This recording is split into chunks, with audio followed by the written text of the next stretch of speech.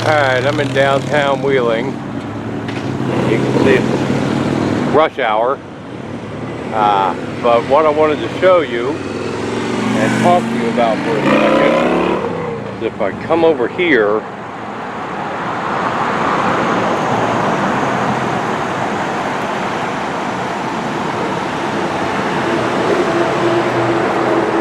let me show you this. I can zoom in on this.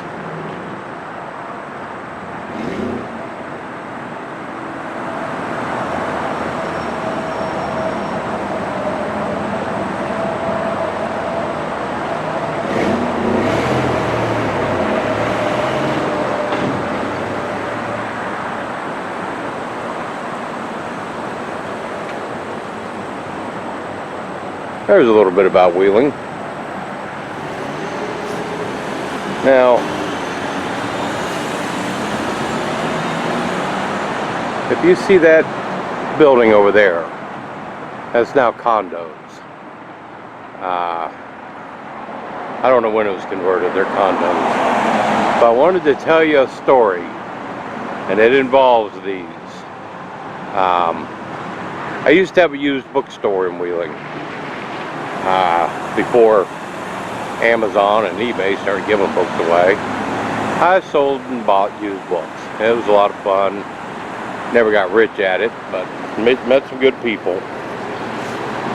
And one day I was in my store, and this guy came in, an older man, and he said he was 92 years old. His lifelong passion had been reading, but he was losing his sight and he couldn't read anymore.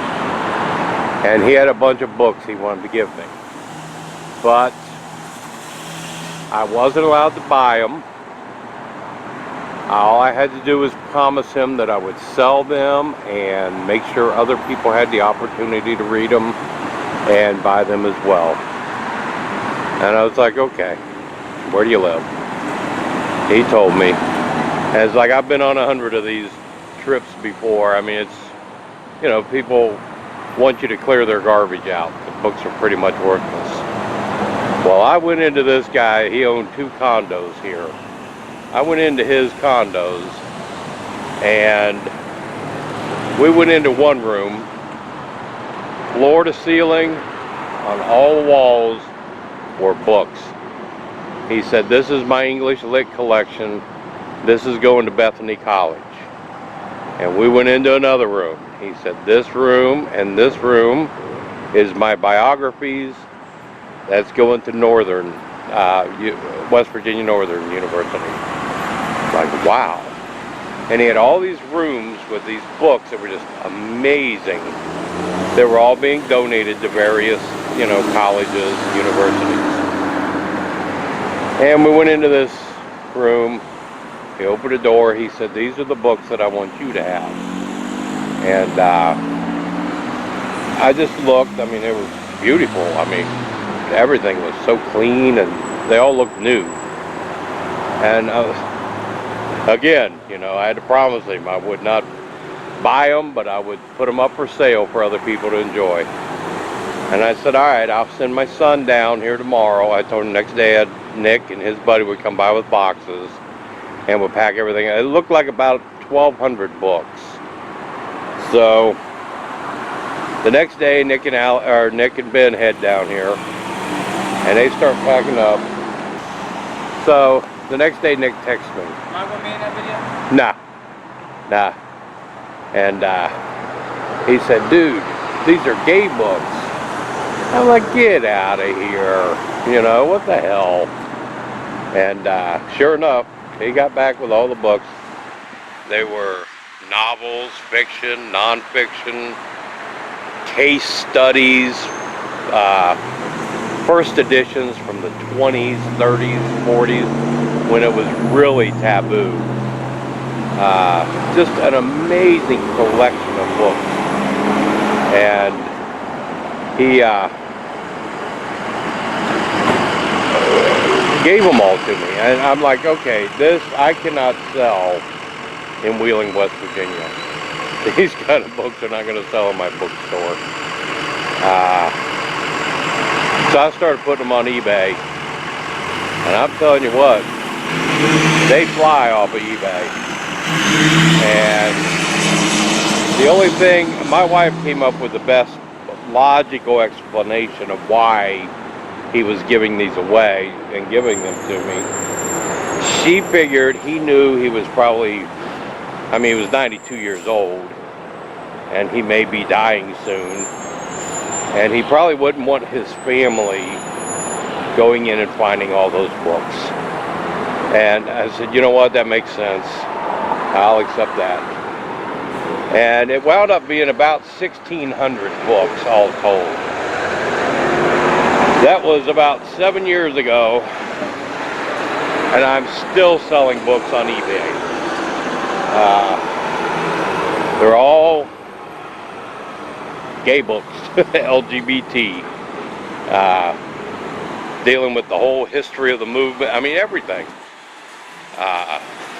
Like I said, novels, law books, medical books, just everything. And some very valuable books. So, in the 7 years I've been selling them, it's also afforded me the opportunity to learn about, you know, which authors, which subjects, which books have value. And I'll log on to eBay and see people that have some of these books listed that have no clue what they are. They put them up there for $1. Well, I'll buy them for $1. A few months later, I'll, you know, relist the book at $40 or $50 that it should be selling for. So it's a nice little side income. I plan on doing that once we move out to St. Bernard Acres. But that story is leading up to, I'm cutting in a video after this, of my friend who owns the oldest bookstore in the area. I went into his bookstore today to see, he's been sick, and I wanted to see him and see how he was doing and videotape in his store and show you how cool his place looks. So the following clip is Paradox Bookstore and my friend Tom. We shared a lot of the customers and shared a lot of books and laughs and good times. So I will talk to y'all later. This is Joe from St. Bernard Acres. I want my friends to see this. This is how every bookstore should look. Don't know about that. Oh, absolutely. I was always jealous of your store.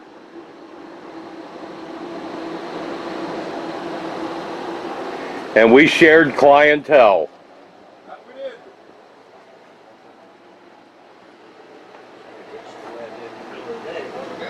If we can walk through here, you see it can be kind of tough to actually get through here, but this man has everything. If you've got the time to browse, whatever you're looking for, you will find here. But it's in a semi-order. Just this is where you come and spend hours just looking through.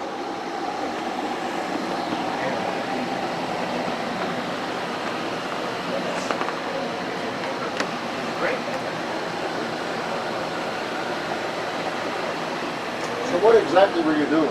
College one play. What? Rags. Rags? And there's green acid.